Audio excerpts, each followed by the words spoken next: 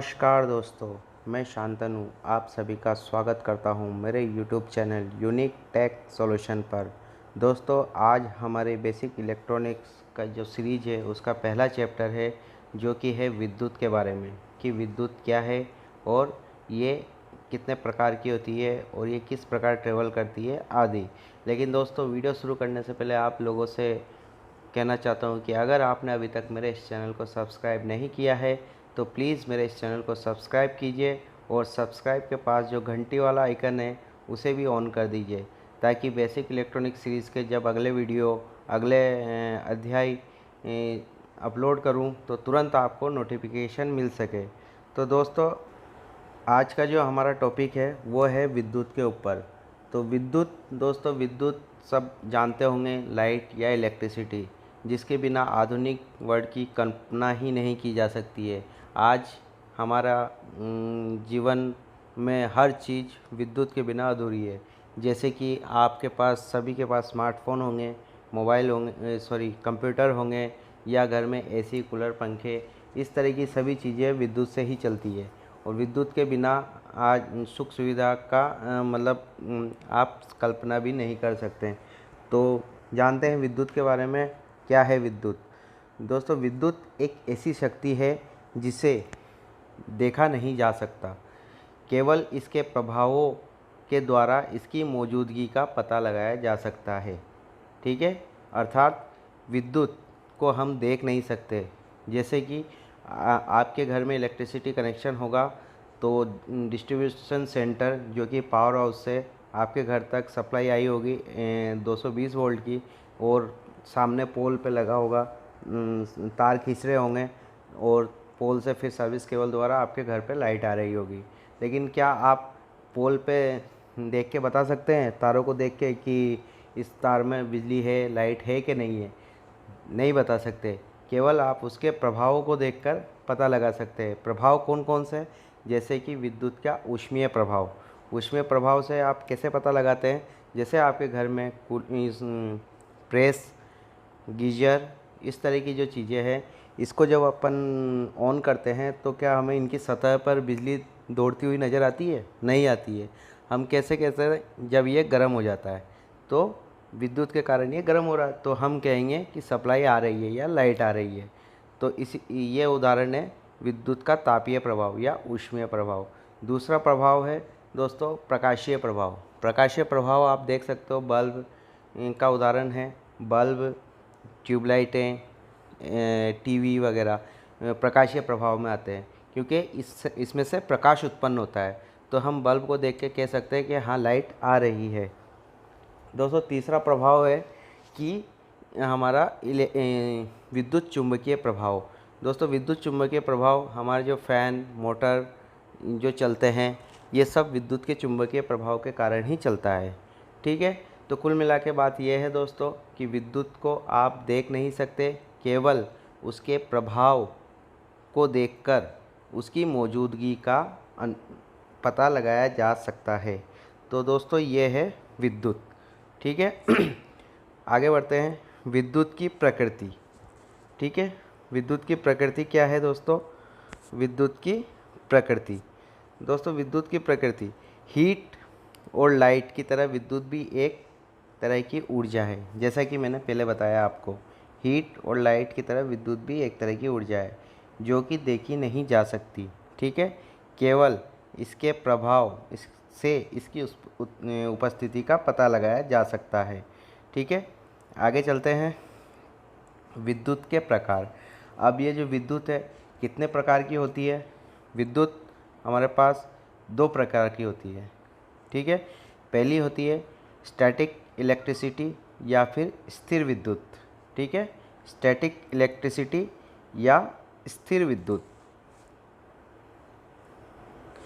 Static electricity या स्थिर विद्युत।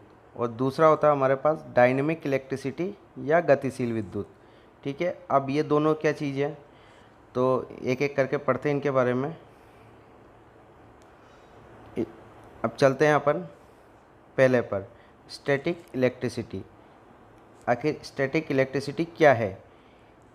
इस तरह की विद्युत का निर्माण घर्षण द्वारा किया जाता है। मतलब किसी चीज़ को दूसरी चीज़ पे घिसने से इस तरह की विद्युत उत्पन्न होती है और इसे एक स्थान से दूसरे स्थान तक नहीं लाया जा सकता। तो स्टैटिक इलेक्ट्रिसिटी क्या है, या स्थिर विद्युत, जैसा कि इसके नाम से ही पता चल रहा है स्थिर विद्युत, यानी कि ये स्थिर होता है। इसको क्या हम एक स्थान से दूसरे स्थान तक नहीं ले जा सकते। इस प्रकार की विद्युत का निर्माण कैसे होता है, किसी एक चीज़ को दूसरी चीज़ पर रगड़ने पे। उदाहरण के तौर पर आप किसी प्लास्टिक के टुकड़े को कपड़े से रगड़ेंगे तो आपको जब आप उसके पास ले जाओगे, कागज़ के टुकड़ों के पास ले जाओगे, तो वो चिपकने लग जाता है। एक तरह से उसमें चुंबकीय गुण आ जाता है। जैसे कि हमने शुरू में पढ़ा था, विद्युत की उपस्थिति का कैसे पता लगा सकते हैं, विद्युत चुंबकीय प्रभाव से। तो उस प्लास्टिक का जो भी होगा छड़ होगा, उससे कागज़ चिपक रहा है, यानी कि उसमें चुंबकीय गुण आ गए। चुंबकीय गुण का मतलब उसके अंदर विद्युत मौजूद है। दूसरी चीज़, आप लोगों ने सर्दी के दिनों में देखे होंगे, अगर आपके रजाई गद्दों में टेरिकॉट के कपड़े लगे होंगे तो आप जब उस पर हाथ मारते हैं तो थोड़ी सी हमें लाइट दिखाई देती है। ठीक है, तो वो होता है स्टैटिक इलेक्ट्रिसिटी। ठीक है, इसे एक स्थान से दूसरे स्थान तक नहीं ले जाया जा सकता। जो स्टैटिक इलेक्ट्रिसिटी या स्थिर विद्युत है, इसको हम एक स्थान से दूसरे स्थान तक नहीं ले जा सकते हैं। ठीक है, इस तरह की विद्युत का निर्माण अधिक मात्रा में नहीं किया जा सकता। ठीक है, मतलब ये एक लिमिटेड मात्रा में ही उत्पन्न होती है, ज़्यादा मात्रा में नहीं बना सकते। आगे चलते हैं। ग्रीक दार्शनिक थेल्स ने, ठीक है, किसने खोज की थी इसकी, थेल्स ने। ग्रीक दार्शनिक थेल्स ने देखा जब अंबर, अभी एम्बर क्या होता है, एम्बर एक तरह का कांच का टुकड़ा होता है, ठीक है, जिसको सिल्क के टुकड़े पर रगड़ते हैं। मतलब उस कांच के टुकड़े को जब सिल्क के टुकड़े पर रगड़ते हैं, यानी कि एम्बर कांच के टुकड़े को जब सिल्क के टुकड़े पर रगड़ते हैं, तब इसमें छोटे कागज़ के टुकड़ों, बाल आदि को आकर्षित करने का गुण आ जाता है। क्या आ जाता है, गुण आ जाता है। जैसे कि मैंने बताया आपको, प्लास्टिक के छड़ को या कांच के टुकड़े को जब रगड़ते हैं तो वो क्या होता है, कागज़ वगैरह को अपनी ओर आकर्षित करने लग जाता है। तो ये क्या हो गया, विद्युत का चुंबकीय प्रभाव, यानी कि इसमें विद्युत उत्पन्न हो चुका है। ठीक है, अपनी ओर आकर्षित करने का गुण आ जाता है।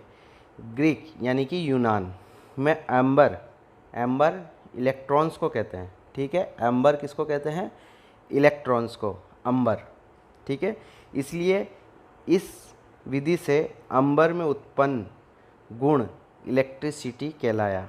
मतलब इलेक्ट्रॉन उत्पन्न हुआ तो इलेक्ट्रॉन से बना इलेक्ट्रिसिटी। ठीक है, इस प्रकार से जो गुण बना उत्पन्न हुआ उसे इलेक्ट्रिसिटी कहलाया। मैं मार्क कर देता हूँ, इलेक्ट्रिसिटी कहलाया। और जिन पदार्थों में यह गुण उत्पन्न होता है उसे इलेक्ट्रीफाई या फिर चार्ज पदार्थ कहते हैं। यानी कि वो उसको, जिन पदार्थों में ये गुण उत्पन्न हुआ उसे इलेक्ट्रीफाई वस्तु या फिर चार्ज पदार्थ या चार्ज मटेरियल। क्यों कहा चार्ज, क्योंकि वो चार्ज हो गया। किस चीज़ से चार्ज हुआ, स्टैटिक इलेक्ट्रिसिटी से चार्ज हुआ।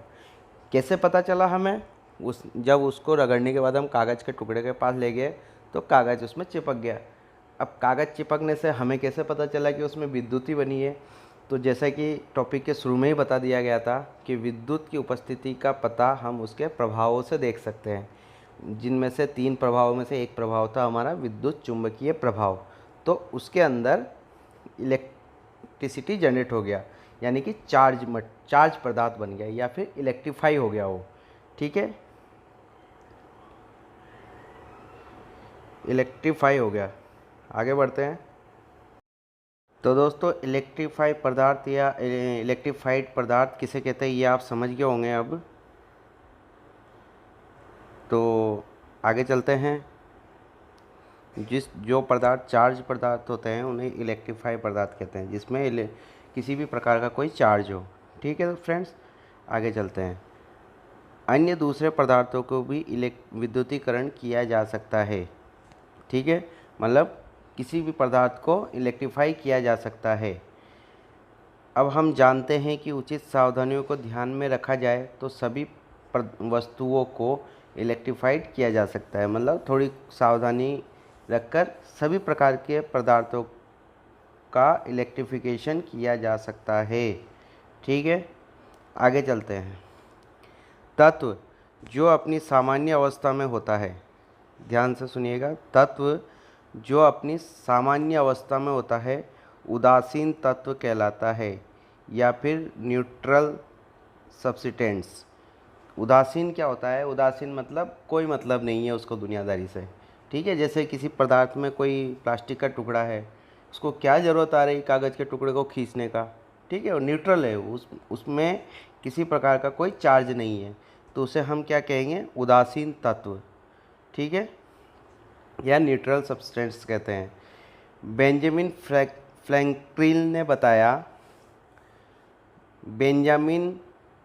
फ्रैंकलिन ने बताया कि शीशे की छड़ को, ठीक है, बेंजामिन फ्रैंकलिन, ठीक है, ने बताया कि शीशे की छड़ को सिल्क के साथ रगड़ने पर वह पॉजिटिव चार्ज ग्रहण करता है। अब फ्रेंड्स, ये पॉजिटिव क्या होता है? फ्रेंड्स, जैसे कि आप जानते होंगे, हमारे इलेक्ट्रॉनिक्स या इलेक्ट्रिकल में दो प्रकार के चार्ज होता है, फेज़ या न्यूट्रल। ठीक है, फेज़ या न्यूट्रल होता है, या फिर पॉजिटिव नेगेटिव होता है, या प्लस माइनस होता है। ठीक है, तो पॉजिटिव चार्ज ग्रहण करता है, यानी कि वह पॉजिटिव होता है, यानी कि प्लस चार्ज। ठीक है, प्लस, ये दो होते हैं, पॉजिटिव और नेगेटिव। ठीक है, तो ये क्या है? पॉजिटिव से चार्ज होता है। कब? जब शीशे की छड़ को सिल्क के साथ रगड़ते हैं तो वह पॉजिटिव चार्ज ग्रहण करता है। ठीक है, सिल्क के साथ रगड़ने पे शीशे की छड़ को वह पॉजिटिव चार्ज ग्रहण करता है। ठीक है फ्रेंड्स, आगे चलते हैं। कर लेती है। और एम्बर की छड़ को, एम्बर जैसा कि मैंने पहले बताया, एक कांच का छड़ होता है, एम्बर ग्लास का छड़ होता है। एम्बर की छड़ को मुलायम ऊनी कपड़े से रगड़ने पर वह नेगेटिव चार्ज ग्रहण करता है।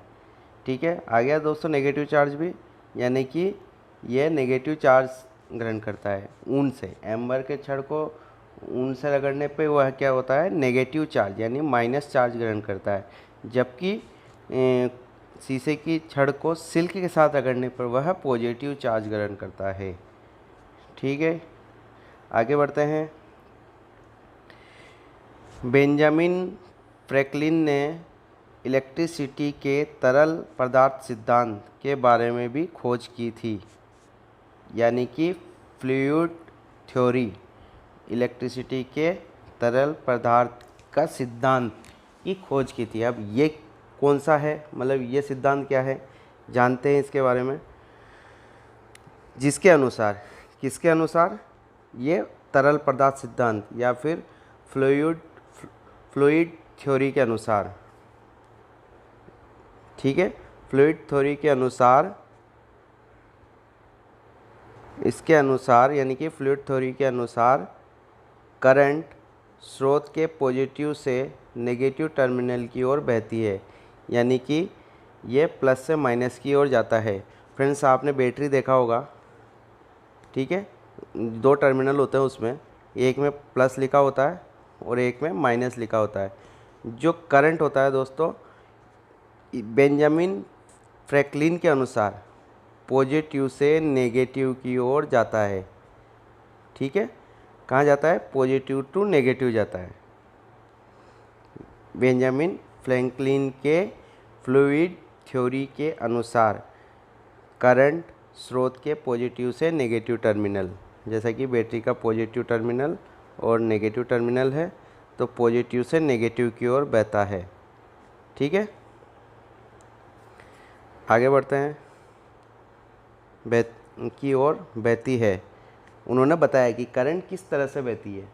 ठीक है, कुल मिला के बात यह है, लेकिन दुर्भाग्यवश करंट बहने की दिशा के बारे में उन्होंने गलती कर दी। अब शुरुआती रिसर्चर थे, धीरे धीरे रिसर्च होता है, हर किसी भी चीज़ का कोई चीज़ बनती है तो आगे धीरे और अपडेट होता है, उसके बारे में और नई चीज़ पता चलता है। तो इन्होंने तो सबसे पहले खोज की थी, तो इन्होंने बता दिया कि पॉजिटिव से नेगेटिव की ओर जाती है करंट, लेकिन उन्होंने जो दिशा बताई थी करंट बहने की वो गलत थी। ठीक है, दुर्भाग्यवश करंट बहने की दिशा के बारे में उन्होंने गलती की थी।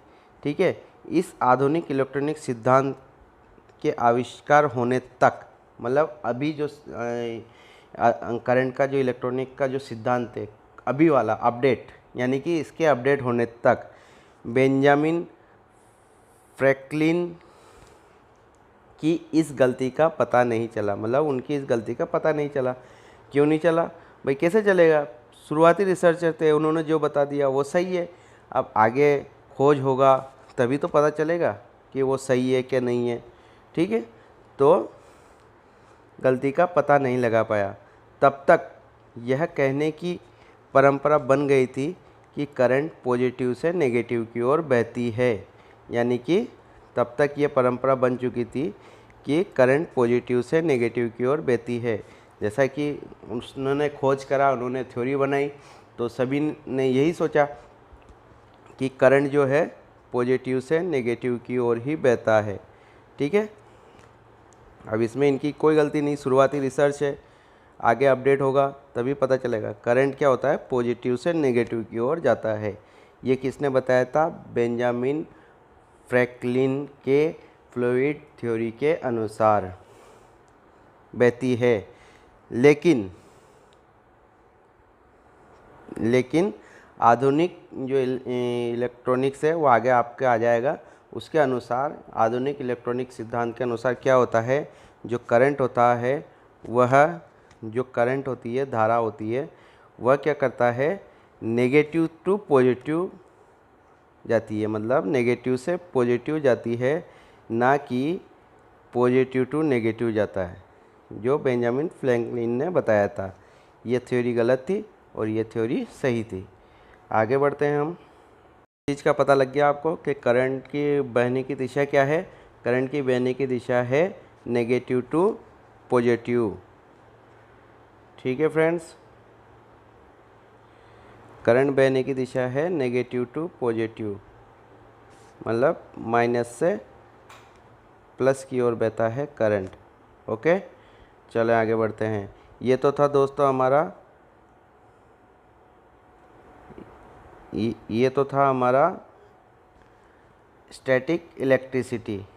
ठीक है, ये क्या था? हमारा स्टैटिक इलेक्ट्रिसिटी। इसको कैसे बनाया गया? रगड़ के, घर्षण से इसका बनाया गया। ये क्या होता है? ज़्यादा मात्रा में इसका निर्माण नहीं किया जा सकता है ना, अधिक मात्रा में इसका निर्माण नहीं होता है। दूसरी चीज़ क्या होता है? इसको एक स्थान से दूसरे स्थान तक नहीं ले जाया जा सकता। यानी कि ये सिर्फ कागज़ के टुकड़ों को चिपका रहा है तो सिर्फ कागज़ के टुकड़ों को ही चिपकाएगा, ना कि इससे हम मोबाइल चार्ज कर सकते हैं या टीवी चला सकते हैं या पंखा या एसी या कूलर चला सकते हैं। ये सिर्फ कागज़ के टुकड़ों को चिपकाने के लिए है, क्योंकि ये क्या होता है? बहुत ही थोड़े मात्रा में बनता है। हम आगे चलते हैं। अब हम देखते हैं अगला जो होता है हमारे पास इलेक्ट्रिसिटी, वो कौन सी होती है? डायनेमिक इलेक्ट्रिसिटी या गतिशील विद्युत। ठीक है फ्रेंड्स, क्या होता है डायनेमिक इलेक्ट्रिसिटी? डायनेमिक इलेक्ट्रिसिटी को करंट इलेक्ट्रिसिटी भी कहते हैं। ठीक है, इसको करंट इलेक्ट्रिसिटी भी कहते हैं। क्यों कहते हैं दोस्तों? आपने सुना होगा कि करंट लग गया। अब करंट क्या होता है? करंट एक्चुअल में क्या होता है? करंट दोस्तों, करंट कंडक्टर में फ्लो होने वाले इलेक्ट्रॉनों की संख्या को ही हम करंट कहते हैं। इसमें दो तीन चीज़ें होती है दोस्तों, वोल्टेज होता है, करंट होता है। ठीक है, वोल्टेज होता है, करंट होता है और वाट होती है। तो जैसे जैसे हम चैप्टर में आगे जाते जाएंगे आपको इन सब चीज़ों के बारे में पता चलता जाएगा। तो क्या होता है? डायनेमिक इलेक्ट्रिसिटी को करंट इलेक्ट्रिसिटी भी कहते हैं। यह जनरेटिंग स्टेशन से दूर दूर तक तारों और केबलों के द्वारा आसानी से ले जाई जा सकती है। ठीक है, क्या होता है? ये जो डायनेमिक इलेक्ट्रिसिटी बनती है, इसको एक स्थान से दूसरे स्थान तक ले जाया जा सकता है, जबकि स्टैटिक इलेक्ट्रिसिटी को एक स्थान से दूसरे स्थान तक नहीं ले जा सकते थे हम। तो डायनेमिक इलेक्ट्रिसिटी को हम एक स्थान से दूसरे स्थान पर ले जा सकते हैं। ठीक है, कैसे ले जा सकते हैं? केबलों और तारों द्वारा। तो आप लोगों ने देखा होगा दोस्तों, बहुत सी जगह बड़े बड़े टावर लगे होते हैं, जो खेतों में टावर लगे होते हैं बहुत से, जिनमें कुछ बहुत बड़े बड़े तार लगे होते हैं। ये क्या होता है दोस्तों? डायनेमिक इलेक्ट्रिसिटी होता है। ये क्या होता है? जो पावर हाउस होता है, जनरेशन सेंटर, वहाँ से ये हाई वोल्टेज में भेजते हैं। उसके बाद ये क्या करते हैं? प्रसारण में जाता है, जहाँ एक ये जैसे आता है 132 वोल्ट या इससे ऊपर। ठीक है, ये जो ट्रांसमिशन होती है 132 या इससे ऊपर होता है। ये क्या होता है? जाता है हमारे प्रसारण में, जो क्या करता है? इसको डाउन करता है, मतलब इसको डाउन करके 132 को 33 केवी करके अपने लोकल जीएसएस को प्रदान करते हैं। ठीक है ना? तो ये हम आगे पढ़ेंगे।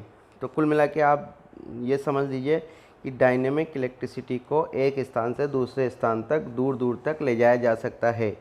ठीक है, इस तरह की इलेक्ट्रिसिटी पावर हाउस से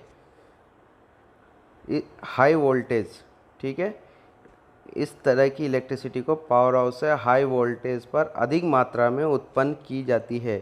ठीक है, इसको हाई वोल्टेज में उत्पन्न करता है। जैसे कि मैंने बताया, जहाँ जनरेशन होता है वहाँ 132 या इसके ऊपर ही इसको ट्रांसमिट किया जाता है। इसको 132 या इसके ऊपर क्यों ट्रांसमिट करते हैं, ये हम आगे आने वाले चैप्टरों में पढ़ेंगे।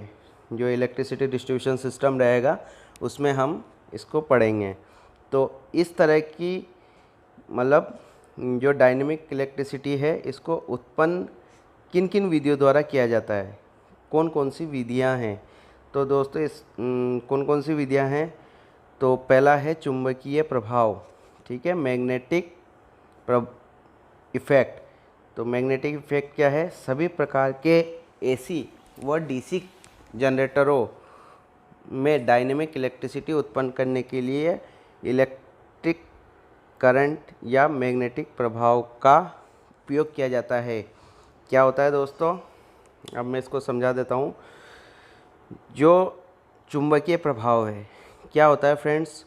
जो जनरेशन होता है, जनरेटर होता है, जहाँ लाइट बनती है, उसको कहते हैं चुंबकीय प्रभाव। ठीक है, चुंबकीय प्रभाव कैसे है? जनरेटर में क्या होता है दोस्तों? मान लीजिए जनरेटर है, इसके अंदर क्या होता है? मैग्नेट होते हैं। ठीक है, मैग्नेट के बीच कोयल होती है कॉपर की, जिसको घुमाया जाता है, जिस कारण ये जो मैग्नेट के फ्लक्स है, ये चुंबकीय फ्लक्स को काटता है, जिस कारण उसमें करंट उत्पन्न होता है। ठीक है, तो ये हम ट्रांसफार्मर में पढ़ेंगे कैसे होता है। अभी आप समझ लीजिए बस। तो क्या हो रहा है? उसके अंदर चुंबक रखा हुआ है, चुंबकीय प्रभाव के कारण ही ये करंट बन रहा है। अब कैसे बन रहा है, ये हम विस्तार से आगे आने वाले चैप्टरों में पढ़ेंगे।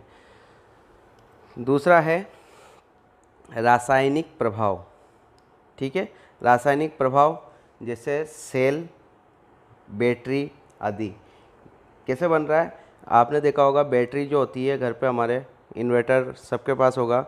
इन्वर्टर के अंदर बैटरी होता है। बैटरी में हम कई बार कहते हैं पानी कम पड़ गया, तो इन्वर्टर के अंदर क्या बहुत से एक रसायन होता है, H2SO4 होना, H2SO4 सॉरी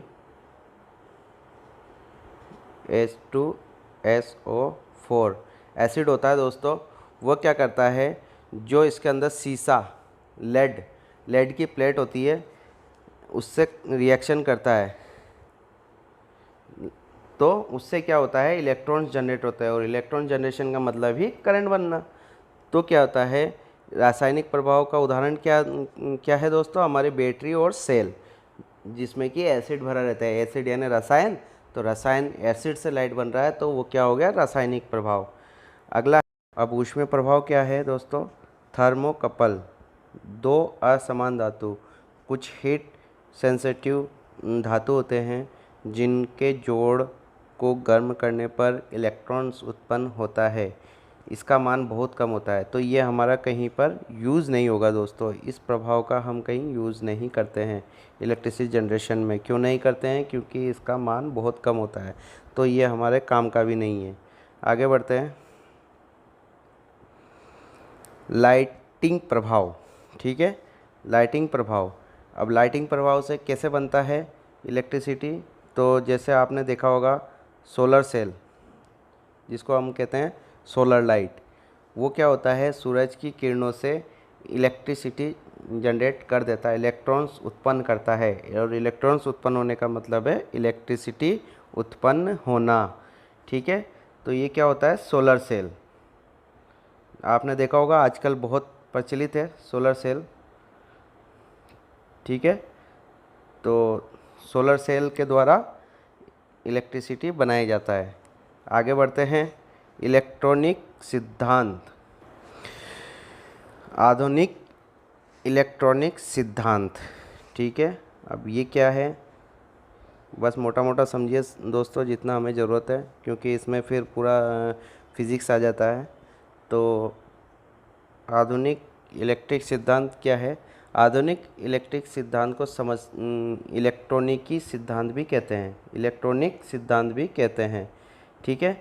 इस सिद्धांत को समझने के लिए विचार करें, मतलब एक विचार करें कि सारा संसार, मतलब ब्रह्मांड में जितनी भी चीज़ें हैं, लकड़ी, कागज़, पत्थर और कुछ भी, हर चीज़ों को आप द्रव अवस्था में कल्पना करें, ठीक है। सारा संसार द्रव और ऊर्जा का बना हुआ है, कल्पना कीजिए, हकीकत नहीं, कल्पना कीजिए, ठीक है। कोई भी वस्तु जो स्थान घेरती है, भार रखती है, ठोस, द्रव या गैस अवस्था में हो, उसे द्रव्य या मैटर, वो द्रव, पानी वाला द्रव नहीं, द्रव्य है ना, द्रव्य वस्तु, द्रव्य, द्रव तो ये तो हो गया दोस्तों पानी वाला, लिक्विड, द्रव मतलब लिक्विड, ये लिक्विड वाला द्रव नहीं है, ये द्रव्य मतलब कोई वस्तु या मैटर, ठीक है, द्रव्य है ये, ठीक है। कोई भी वस्तु, ठोस, द्रव या गैस, जो कि स्थान घेरती है, भार रखती है, तो उसे क्या कहते हैं, द्रव्य, यानी कि मैटर कहते हैं, मैटर, ठीक है। आगे बढ़ते हैं। द्रव्य, नॉट लिक्विड, यहाँ हम लिक्विड की बात नहीं कर रहे हैं, द्रव्य यानी कि मैटर की बात कर रहे हैं। मैटर छोटे छोटे कणों से बने होते हैं, मतलब कोई भी मैटर हो, आज आप कोई पत्थर का बड़ा चट्टान देख रहे हो या फिर बड़ा पहाड़ देख रहे हो, तो क्या पूरा एक ही चट्टान थोड़ी ना है, उसमें छोटे छोटे, कहीं बहुत छोटे चट्टान है, कहीं बहुत बड़े चट्टान है, इन सब से मिलके ही वो है बड़ा पहाड़ का रूप लिया है उसने, मतलब पहाड़ बना है। तो क्या होता है, द्रव्य छोटे छोटे कणों से, मतलब छोटे छोटे कणों से मिलकर बना है। अब जो छोटे पत्थर आप उसमें देखेंगे तो वो भी और छोटे कणों से बना होगा, उससे भी और छोटे कणों से वो छोटे कण बने होंगे, तो मतलब छोटे कणों से शुरुआत होती है। तो द्रव्य यानी कि मैटर छोटे छोटे कणों से मिलकर बने होते हैं, जिन्हें हम क्या कहते हैं, अणु, ठीक है, अणु कहते हैं। आगे बढ़ते हैं। या मॉलिक्यूल, मतलब छोटे छोटे मॉलिक्यूल से मिलकर द्रव्य यानी कि मैटर बनता है, तो उसे क्या कहते हैं, अणु यानी कि मॉलिक्यूल कहते हैं, जिसमें उस द्रव का समस्त गुण, है ना, समस्त गुण होते हैं। मतलब आज एक कोई बड़ा पत्थर है आपके पास, 100 किलो का बाटा है, अगर आप उसको तोड़ के छोटे टुकड़े कर देंगे, तो क्या वो छोटे जो टुकड़े होंगे वो क्या पत्थर नहीं रहेंगे, उसमें पत्थर वाले गुण नहीं होंगे क्या वो अलग हो जाएंगे? नहीं होंगे, क्योंकि वो टूटा तो उसी पत्थर से है, अंश उसी पत्थर का है। तो क्या होता है, जो उसमें जिस द्रव्य में के सभी गुण मौजूद होते हैं, मतलब मॉलिक्यूल में बड़े वस्तु के सभी गुण उसमें मौजूद रहते हैं, ठीक है। अणु के विभाजन के परिणाम स्वरूप द्रव्य यानी कि मैटर का जो कण प्राप्त होता है उसे परमाणु यानी कि एटम कहते हैं, एटम, ठीक है। सबसे पहले क्या है, सबसे पहले है द्रव्य, ठीक है। द्रव के टुकड़े होने पर क्या बनेगा, एटम यानी कि अणु, ठीक है। और अणु के टुकड़े करने पे क्या मिलेगा अपन को? परमाणु। ठीक है। मैटर मतलब बड़ा पहाड़, पहाड़ के हमने टुकड़े कर दिए, छोटी चट्टानें, छोटे चट्टानों के और टुकड़े करें तो वो छोटी चट्टानों के कण। लेकिन इसमें भी जो गुण है वो गुण इसमें भी है, मतलब पहाड़ का गुण इसमें भी होगा। ये पत्थर है तो ये भी पत्थर ही है, ये छोटा है। ठीक है। जो कण प्राप्त होता है उसे हम परमाणु यानी कि एटम कहते हैं। एक परमाणु फिर से इसके भागों में, यानी कि परमाणु भी 3 चीज़ों से मिलकर बना होता है, इलेक्ट्रॉन, प्रोटॉन और एक होता है न्यूट्रॉन। इलेक्ट्रॉन और प्रोटॉन मतलब परमाणु किससे बना होता है? प्रोटॉन और इलेक्ट्रॉन से मिलकर बना होता है, में विभाजित किया जा सकता है। मतलब प्रोटॉन को अलग कर सकते हैं अपन परमाणु में से और इलेक्ट्रॉन को अलग कर सकते हैं। मतलब ये पदार्थ का यानी कि मैटर या द्रव्य का सबसे छोटा रूप होता है प्रोटॉन इलेक्ट्रॉन। ठीक है। आगे बढ़ते हैं। जो कि विभाजित किया जा सकता है। ठीक है, यहाँ तक हमने पढ़ लिया। जो कि एक विशेष अवस्था में व्यवस्थित होते हैं। जैसा कि आपने 10th 12th में पढ़ा होगा, मैटर, परमाणु, इलेक्ट्रॉन्स और कक्षाएं, नाभिक। ठीक है, तो वो क्या एक व्यवस्थित होते हैं तभी वह ठोस होता है या द्रव होता है या लिक्विड होता है। ठीक है, जिसे परमाणु संरचना या एटॉमिक स्ट्रक्चर कहते हैं। क्या कहते हैं इस अवस्था को? जो विशेष जो परमाणु एक विशेष व्यवस्था में जमे होते हैं उसको क्या कहते हैं? परमाणु संरचना या फिर एटॉमिक स्ट्रक्चर कहते हैं। द्रव्य के मूल कणों को नीचे दिया गया है। अब हम पढ़ेंगे द्रव्य में कौन कौन से द्रव्य यानी मैटर, जो कि हमने सबसे पहले देखा था। मैटर में कौन कौन से कण पाए जाते हैं। ठीक है, सबसे पहला आता है हमारे पास इलेक्ट्रॉन। ठीक है, अब इलेक्ट्रॉन क्या होता है दोस्तों? इन कणों पर ऋणात्मक आवेश होता है और इसका भार ना के बराबर होता है। ठीक है, ये क्या होता है? इसमें माइनस यानी नेगेटिव चार्ज, जैसा कि मैंने बताया 2 चार्ज होते हैं, पॉजिटिव और नेगेटिव। तो इसमें क्या होता है? नेगेटिव चार्ज होता है और इसका भार ना के बराबर होता है। इन्हीं इलेक्ट्रॉनों के कारण ही हमारा इलेक्ट्रिक फील्ड काम करता है, ये आप ध्यान रख लीजिएगा। ठीक है, इलेक्ट्रॉन से ही हमारा इलेक्ट्रिक या इलेक्ट्रॉनिक्स वर्ड चलता है। ठीक है, आगे बढ़ते हैं दोस्तों। इसकी ज़रूरत नहीं है हमें इसके भार वार की, हम इसकी कैलकुलेशन नहीं करने वाले हैं। बस चीज़ें क्या होती है वो समझ लीजिए। हमारा मेन टॉपिक जो शुरू होगा वो होगा रेजिस्टेंस है, लेकिन इन्हें जानना भी बहुत ज़रूरी होता है क्योंकि जो कंडक्टर, सेमीकंडक्टर जो मटेरियल बनेंगे वो इन्हीं के द्वारा ही बनेंगे। आगे बढ़ते हैं। दूसरा आता है हमारे पास प्रोटॉन। इन कणों पर पॉजिटिव आवेश होता है। क्या होता है? प्लस वोल्टेज होते हैं, इसमें आवेश होता है। ठीक है, इलेक्ट्रॉन पे क्या थे? इलेक्ट्रॉन पे नेगेटिव आवेश थे, इसमें पॉजिटिव आवेश है। ठीक है, जो इलेक्ट्रॉन ऋणात्मक आवेश के बराबर होता है, मतलब प्रोटॉनों की संख्या कितनी होगी? जितनी संख्या इलेक्ट्रॉन की होगी उतने ही प्रोटॉनों की होगी। ठीक है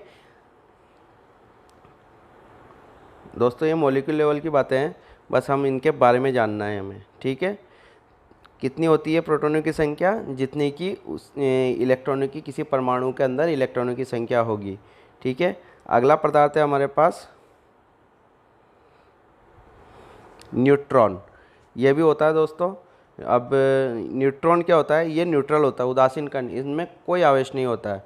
ठीक है, ये सिर्फ एटम को बनाने के लिए ही होते हैं। अब एटम की संरचना, एक एटम यानी कि अणु। ठीक है, स्ट्रक्चर ऑफ एटम। एटम की संरचना देख लेते हैं थोड़ा सा। एक एटम की संरचना, अब हम देखते हैं एक एटम की संरचना, मतलब एक जो एटम है वो कैसे बना होता है। ठीक है,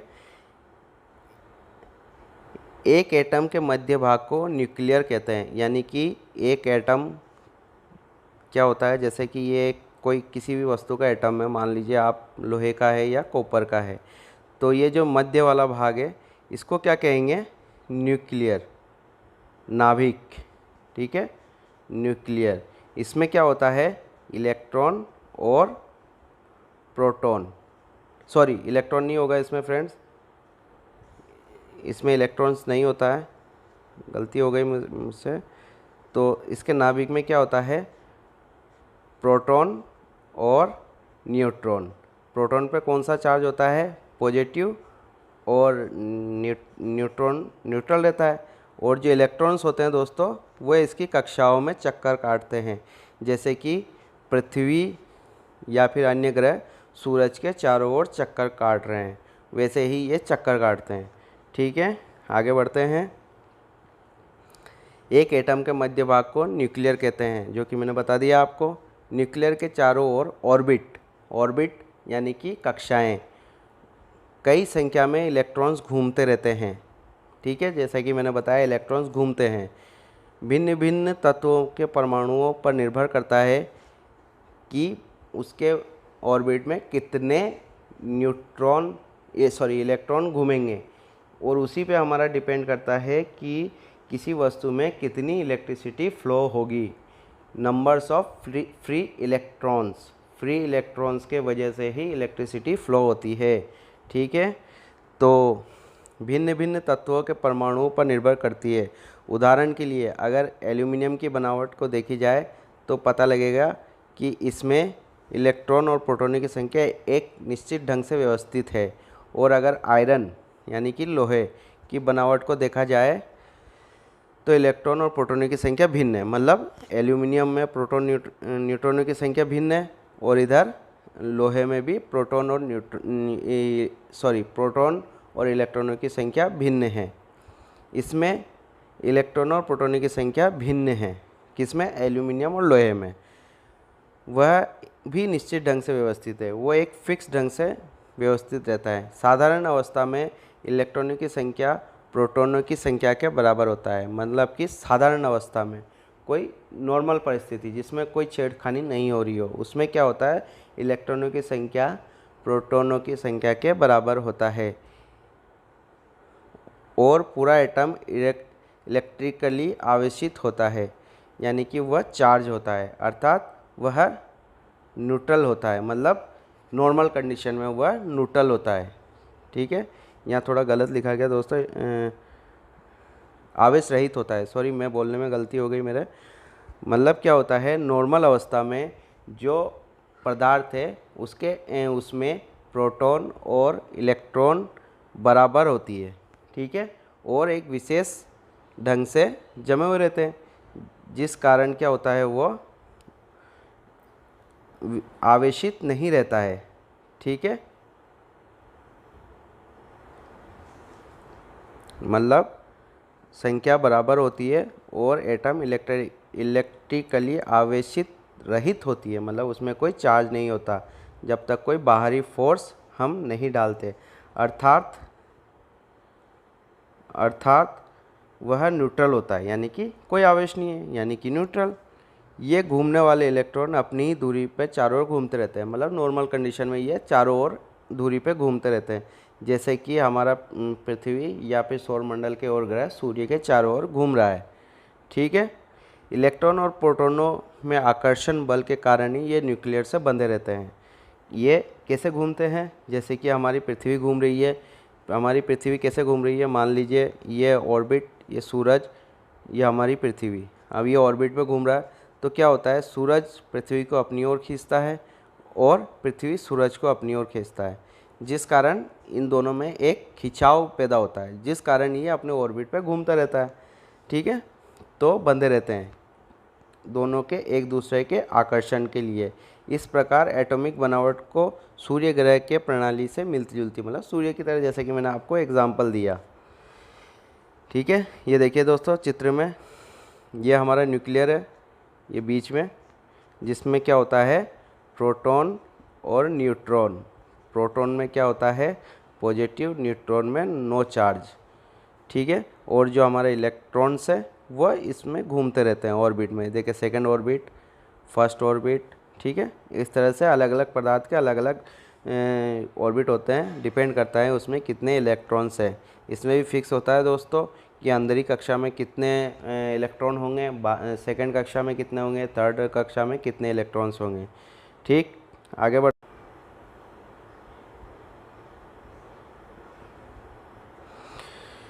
तो आगे बढ़ते हैं। यदि यदि एटॉमिक हाइड्रोजन एटम, जो कि हमने यहाँ देख रहे हैं हाइड्रोजन एटम में ये का अध्ययन किया जाए तो पता चलेगा कि इसके केंद्र में एक प्रोटॉन होता है जिसके चारों तरफ एक एक इलेक्ट्रॉन घूमता है, यानी कि ये एक ही प्रोटॉन है इसके यहाँ पे, तो एक न्यूट्रॉन इलेक्ट्रॉन ये, एक इलेक्ट्रॉन ये, एक ये, एक ये, एक एक इलेक्ट्रॉन घूम रहा है। ठीक है,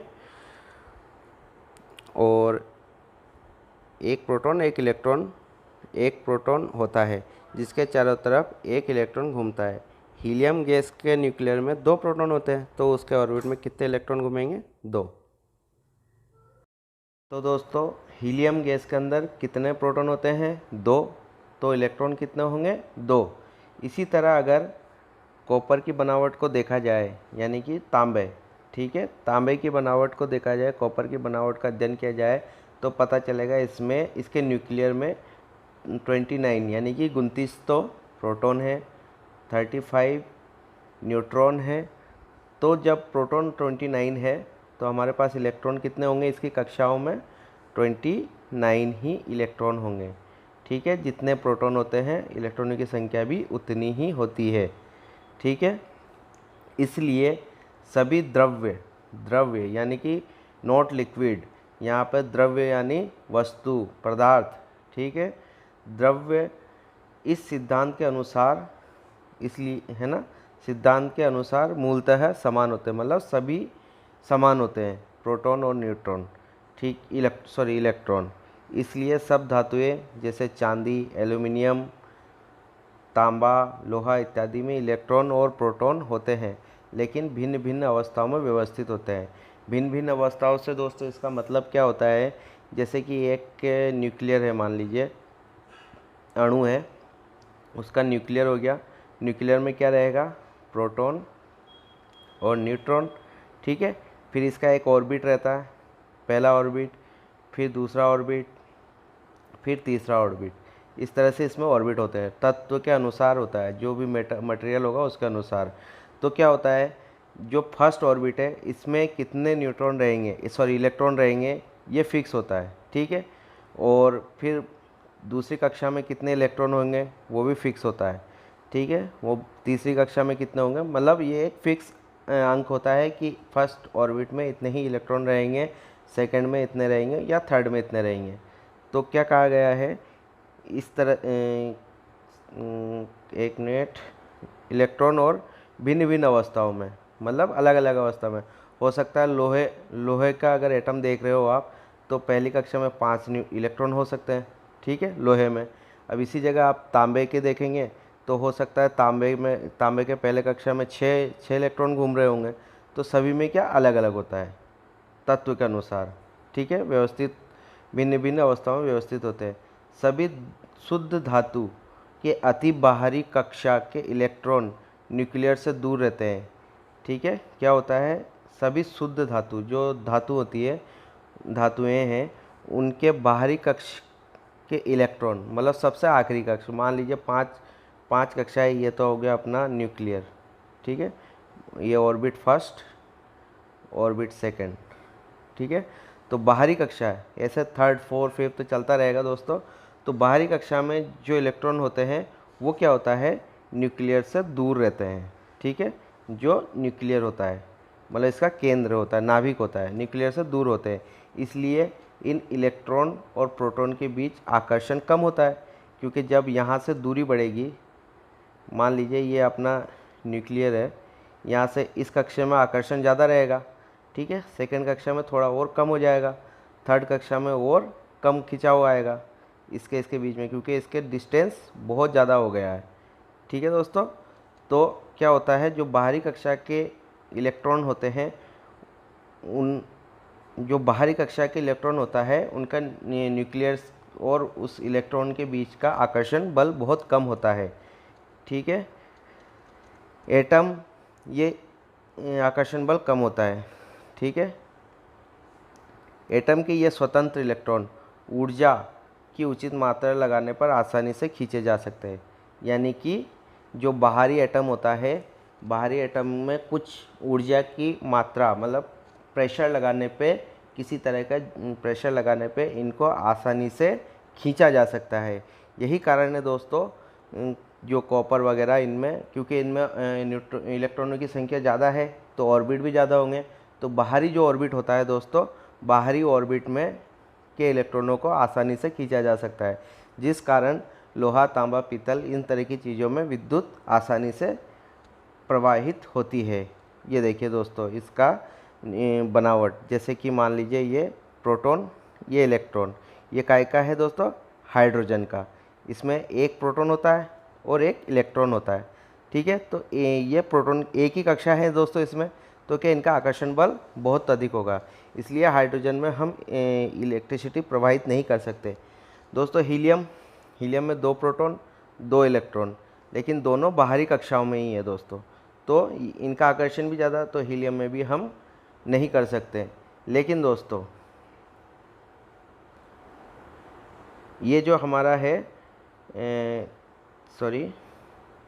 स्ट्रक्चर ऑफ कॉपर, दोस्तों कॉपर में क्या होता है फ्रेंड्स, कॉपर में बहुत से इलेक्ट्रॉन्स होते हैं। तो ये देखिए बाहर एक इलेक्ट्रॉन्स मुक्त इलेक्ट्रॉन है, यानी फ्री इलेक्ट्रॉन। इसको आराम से आप खींच सकते हो, मतलब दूसरे उसमें न्यूक्लियर में प्रवेश करवा सकते हो, दूसरे कण में, फिर तीसरे कण में। भाई कणों से मिलके ही तो कोई पदार्थ बना होता है ना, तो छोटे छोटे कणों में आसानी से ले जा सकते हो। अब ये इलेक्ट्रॉन गति करेगा तो ये क्या करेगा, अपने साथ ऊर्जा को लेते हुए जाएगा। तो इसी कारण जो कॉपर वगैरह में है इलेक्ट्रिसिटी आसानी से फ्लो होती है। आगे बढ़ते हैं दोस्तों। इलेक्ट्रिक करंट का बहाव, ठीक है, जो हमने पढ़ा था फ्री इलेक्ट्रॉन वाले, उसका अब आगे देखते हैं। इलेक्ट्रिक करंट का बहाव, जैसा कि चित्र 3.3 में दिखाया गया है, ये 3.3 का चित्र है दोस्तों। इसमें दिखाया गया है कि सभी शुद्ध धातुओं के बाहरी कक्षा, मतलब जो आखिरी ऑर्बिट होता है, उसमें इलेक्ट्रॉन और न्यूक्लियस के साथ मजबूती से नहीं बंधे रहते। जैसा कि मैंने बताया, न्यूक्लियर से दूर होगा तो उनकी पकड़ कमज़ोर रहेगी। ठीक है, तो इसे स्वतंत्र इलेक्ट्रॉन या फ्री इलेक्ट्रॉन्स कहते हैं, जैसा कि मैंने आपको पहले बता दिया। धातु यानी कंडक्टर, जो करंट को कंडक्ट करता है, इसके बारे में दोस्तों आगे बताएंगे हम। कंडक्टर, सेमीकंडक्टर और इंसुलेटर क्या होता है। तो धातु कंडक्टरों में स्वतंत्र इलेक्ट्रॉन एक एटम से दूसरे एटम में अव्यवस्थित रूप से घूमते हैं, मतलब छोटे छोटे एटमों से मिलके ही एक पदार्थ बना होता है दोस्तों, द्रव्य यानी कि मैटर। तो एक एटम और दूसरे एटम में मतलब स्वतंत्र इलेक्ट्रॉन है, वो उनमें पकड़ नहीं होती ज़्यादा। तो क्या होता है, धातु और कंडक्टर, धातु यानी कि कंडक्टर में एक एटम से दूसरे एटमों में अव्यवस्थित रूप से घूमते हैं, क्योंकि उसमें न्यूक्लियर के साथ आकर्षण कम रहता है, तो इधर उधर ही घूमते रहते हैं ज़्यादातर, जिस कारण क्या होता है दोस्तों, घूमते रहते हैं। जैसा कि चित्र 3.3 में दिखाया गया है। ये देखिए, ये 1 मीटर हो गया दोस्तों, 1 मिनट मार्क कर देता हूँ मैं। ये 1 मीटर, ये एक हो गया, ये एक अणु हो गया, ये एक अणु हो गया, ये एक अणु हो गया। इसमें देखिए इलेक्ट्रॉन इधर घूम रहा है, इसका इलेक्ट्रॉन यहाँ है, तो इधर उधर अव्यवस्थित रूप से घूमता है। ठीक है, आगे बढ़ते हैं। जब एक उपयुक्त बल, मतलब कोई प्रेशर, बाहरी बल, जब एक उपयुक्त बल अर्थात पोटेंशियल डिफरेंस, ठीक है, पोटेंशियल डिफरेंस क्या होता है दोस्तों, वोल्टेज वाले चैप्टर में पता चलेगा आपको। ये एक इलेक्ट्रिकली प्रेशर होता है। ठीक है,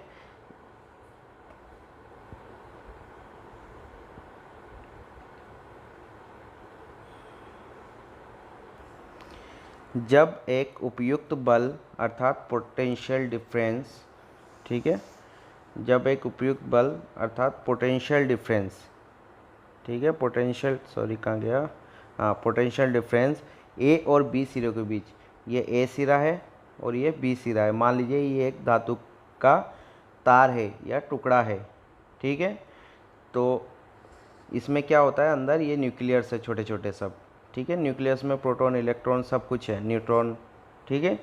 तो क्या होता है, जब एक उपयुक्त बल, एक प्रेशर जब पॉइंट बी की ए और बी के बीच में दिया जाता है, ए और बी के बीच में दिया जाता है, ठीक है, पॉइंट ए और पॉइंट बी के सिरों के बीच इस प्रकार लगाया जाए कि सिरा ए पॉजिटिव पर और सिरा बी नेगेटिव पोटेंशियल डिफरेंस, यानी कि पॉइंट ए जो है हमारा ये तो हो पॉजिटिव, इस प्रकार बल लगाएं, और बी हो अपना नेगेटिव, यानी कि ये हो फेस और ये हो न्यूट्रल, ठीक है। इस लगाया जाए तो नेगेटिव जैसा हो, तब कंडक्टर में इलेक्ट्रॉन व्यवस्थित गति में बदल जाती है। मतलब एक प्रेशर लग गया तो इलेक्ट्रॉनों को एक दिशा मिल गई कि इनको किधर जाना है। अब ये इधर क्यों जाएंगे, आगे चलते हैं। तो इलेक्ट्रॉन एक अव्यवस्थित गति से व्यवस्थित गति में बदल जाती है। इस प्रकार एक कंडक्टर में इलेक्ट्रॉनों की दिशा एक ही दिशा में बहाव होने लगता है। मतलब जो इधर उधर भाग रहे थे वो सभी एक ही दिशा में बहने लग जाएंगे, यानी पॉइंट बी से पॉइंट ए की तरफ। तो एक ही दिशा में बहाव को इलेक्ट्रिसिटी कहते हैं, या एक ही दिशा में बहाव इलेक्ट्रिसिटी कहलाया। और इलेक्ट्रॉनों के बहाव की दर को इलेक्ट्रिक करंट कहते हैं। जो जितने इलेक्ट्रॉन इसमें से गुजरेंगे उसको क्या कहेंगे हम, इलेक्ट्रिक करंट। ठीक है दोस्तों, यहाँ तक समझ में आ गया। आगे बढ़ते हैं फ्रेंड्स।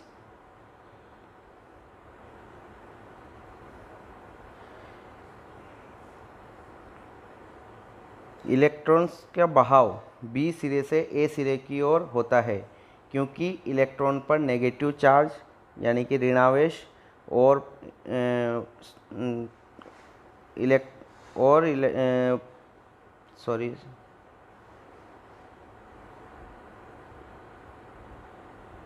यहाँ दोस्तों प्रोटॉन होगा।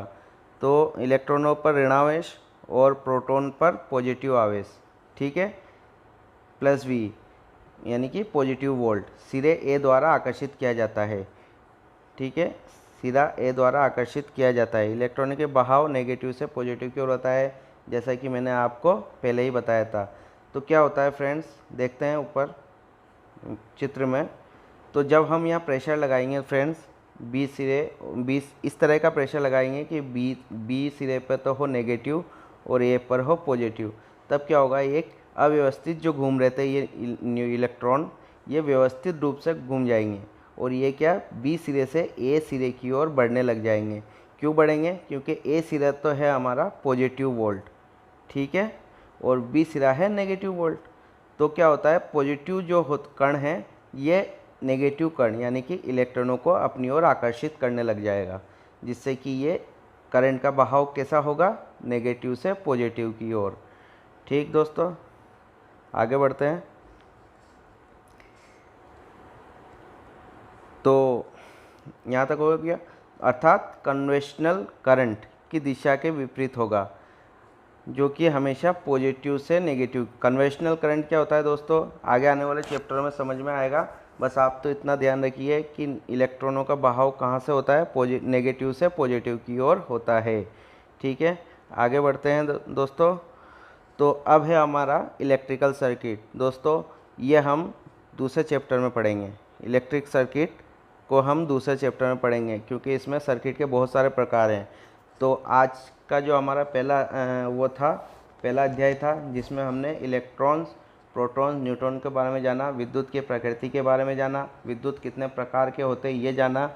तो दोस्तों आगे नेक्स्ट वीडियो में हम जानेंगे सर्किट कितने प्रकार का होता है, एक सर्किट को बनाने के लिए किन किन चीज़ों की आवश्यकता होती है, आदि सभी जो टॉपिक हैं हम इसके पार्ट 2 में पढ़ेंगे।